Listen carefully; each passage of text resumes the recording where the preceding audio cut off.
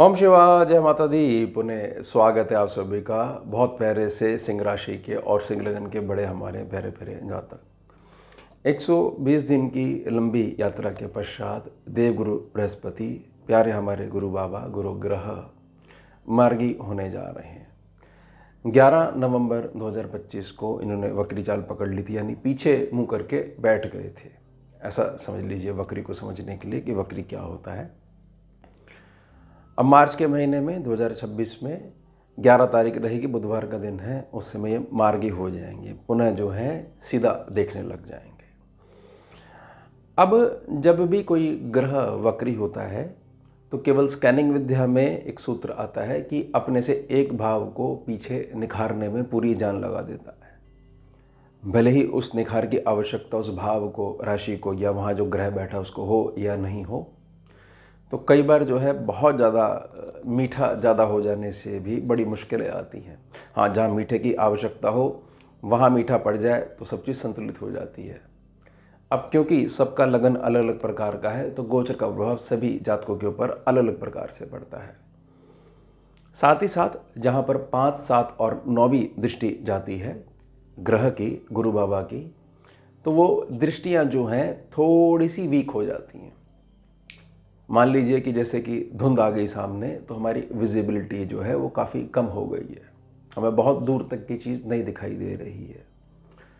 अब होगा क्या, मार्च के महीने में जैसी 11 तारीख आ जाएगी, बुधवार के पश्चात जब ये मार्गी हो जाएंगे तो जहाँ 12वीं दृष्टि पड़ रही थी अब तक वक्री प्रभाव से, वो ख़त्म हो जाएगी और 5, 7, 9 दृष्टियाँ जहाँ वो धुंध आ गई थी वो धुंध जो है अब क्लियर हो जाएगी। अब ये लाभ स्थान में बैठे हुए हैं, मिथुन राशि में बैठे हुए हैं। यहाँ से जो देखेंगे वो तुला राशि स्थान को देखेंगे, धनु राशि स्थान को देखेंगे और कुंभ राशि स्थान को देखेंगे। यानी जहाँ 7 नंबर लिखा हुआ है गोचर में जो कुंडली बनाई जाती है, और केवल गोचर में जो कुंडली बनाई जाती है उसी के अंदर ही, और जहाँ पर 9 नंबर लिखा और 11 नंबर लिखा, ये 3 स्थान जो है प्रभावित होंगे। स्वाभाविक है, आधार तो जहाँ पर 3 नंबर राशि लिखी है वो आधार ही बनेगा। अब जहाँ पर ये दृष्टि पड़ रही है 11 तारीख को इसके बाद से प्रभाव आने शुरू हो जाएंगे। 13 तारीख आएगी, 13 तारीख को शनि जो बाबा हैं वो भी 40 दिनों के लिए अस्त में चले जाएंगे, इसका भी कुछ ना कुछ वो लाभ देंगे ही आपको। 15 तारीख को सूर्य भी जो है वो आगे मूव कर जाएंगे जहाँ पर शनि बाबा बैठे वहाँ पर, और 2 तारीख को 2 मार्च को शुक्र में आ जाएंगे मीन राशि में, यानी उच्च प्रभावी शुक्र हो जाएंगे। तो हमेशा ना एक बात याद रखिएगा कि कोई भी ग्रह जो है अगर हमारे को सपोर्ट नहीं कर रहा है तो गोचर में कुछ दिनों तक तो फर्क पड़ता है, लेकिन कुछ अवधि के बाद पश्चात दूसरे ग्रह का मूव उसकी काट हो जाती है। बहुत सारे लोगों को ये भी चिंता है कि देश दुनिया में पहले हालात बड़े बिगड़े हुए हैं, हमारे भविष्य को लेकर हमारे बहुत सारे प्रश्न हैं। कई लोग जो है कुछ इन्वेस्टमेंट करना चाहते हैं, वो इसलिए नहीं कर रहे हैं कि इन्वेस्टमेंट हमारी रुक ना जाए। अब बहुत सारे विद्वान जो हैं वो जब भी कोई चीज़ ऐसी होती है तो भविष्यवाणी के दावे से बहुत सारी चीज़ें देने लग जाते हैं। कोई ज़्यादा गाड़ी की बुकिंग करवाने पहुंचा हुआ था, वो रुक गया है कि नहीं, कहीं मेरे पैसे ना अटक जाएं, कहीं ऐसा समय ना आ जाए कि दाल रोटी पे बात आ जाए तो मैं गाड़ी खरीद के करूँगा क्या, मैं जैसा हूँ जिस घर में ठीक हूँ, मैं बड़े घर में जाके क्या करूँगा, पैसा तो मेरा अटक जाएगा। तो बहुत सारे प्रश्न भी हैं, तो इन सब को समझाऊँगा, मैं प्रार्थना करूँगा। सबसे पहले समझिए कि अब तक वक्री दृष्टि में जो फ़र्क पड़ रहा था आपके प्रोफेशन सेक्शन के ऊपर पड़ रहा था, और साथ ही साथ जो आपके घर में जो बड़े लोग हैं उनके साथ जो आपकी प्रकृति मिल रही है नहीं मिल रही है उस पर पड़ रहा था। मार्गी होने के बाद ये स्थान निखरेगा ही निखरेगा। वो निखरेगा इस वजह से क्योंकि बृहस्पति की जो एक्स्ट्रा लोड वाली जो दृष्टि पड़ रही थी वह अब नहीं पड़ेगी। याद रखिएगा कि अच्छे में भी अति बहुत ज़्यादा अगर होने लग जाएगी तो वह भी कहीं ना कहीं दुख का कारण बनती है, न्योता देती है, आमंत्रित करती है कि आइए प्लीज़, वेलकम है आपका, आइए। अति होने लग जाती है तो अति हर एक चीज़ की बुरी है। उसके पश्चात जहाँ पर 5वीं दृष्टि पड़ रही है वह आपका तीसरा स्थान है जहाँ पर 7 नंबर राशि लिखा हुआ है।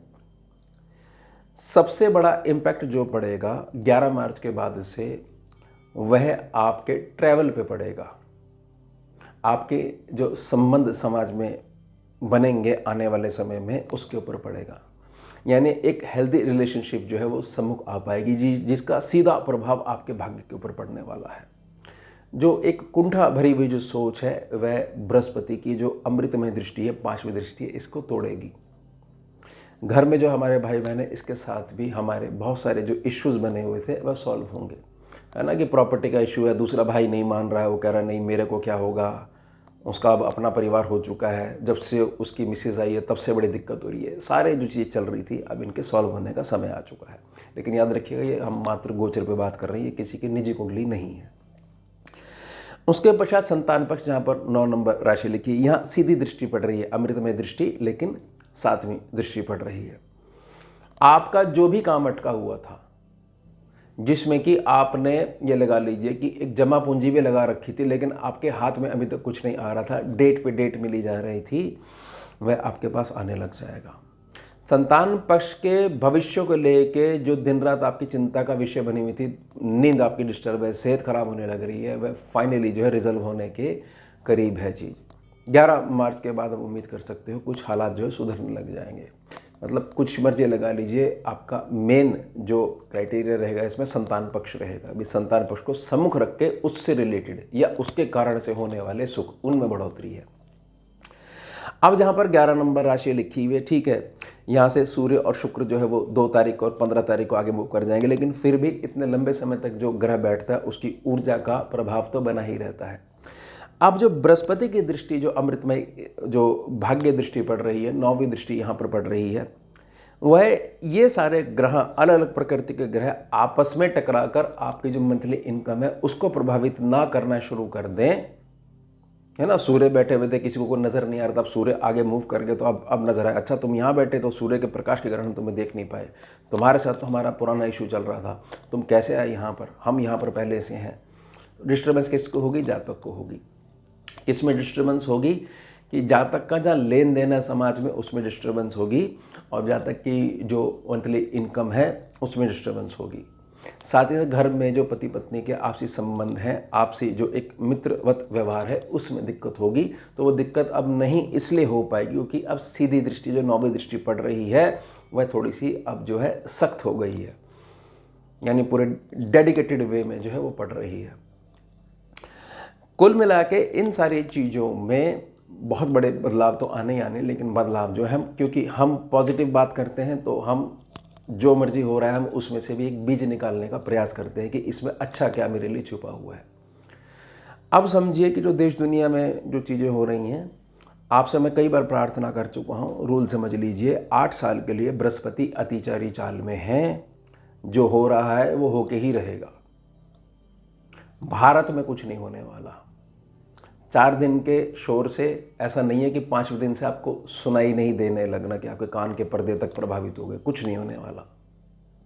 जिस जातक को ये क्लियर है कि मेरा कर्म लक्ष्य क्या है, ना उसको ये फ़र्क पड़ता है कि गोचर क्या कह रहा है, कोई विद्वान की भविष्यवाणी क्या कह रही है, क्योंकि डेली रूटीन में उसके पास एक लक्ष्य काम है। और जिस जातक के पास इसका अभाव है उसको सारी चीज़ याद रहती है, ये फला महीने में ये गोचर हुआ था, उस समय ये घटना हुई थी। वह इनको ज़्यादा अहमियत देकर अपने काम को अहमियत, अपने रूटीन को अहमियत नहीं देता, वो जातक ज़्यादा परेशान रहता है। ये बिल्कुल ऐसी सच्चाई है, कोई इस पर खुल के नहीं बोलता है। जैसे कि जब आप इन पे ध्यान नहीं दोगे तो आपका जीवन नहीं चलेगा।